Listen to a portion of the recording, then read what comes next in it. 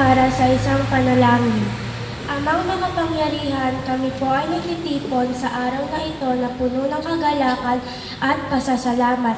Maraming salamat po sa paggabay ninyo sa bawat mag-aaral na narito. Sa lakas at karunungang ibinigay ninyo upang kanilang malampasan ang mga hamon at pagsubok sa kanilang pag-aaral.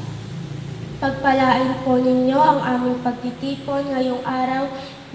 Naway maging maayos at makabuluhan ang programang ito. Gabayan po ninyo ang mga magsasalita, ang mga guro, ang mga magulang at higit sa lahat ang mga magsisipagtapos. Patuloy po ninyong patnubayan ang mga mag-aaral sa susunod nilang hakbang sa buhay.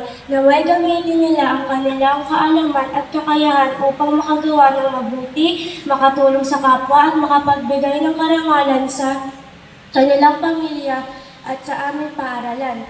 Ang lahat ng ito ay aming hinihiling at ipinagkakatiwala sa inyo. Amen.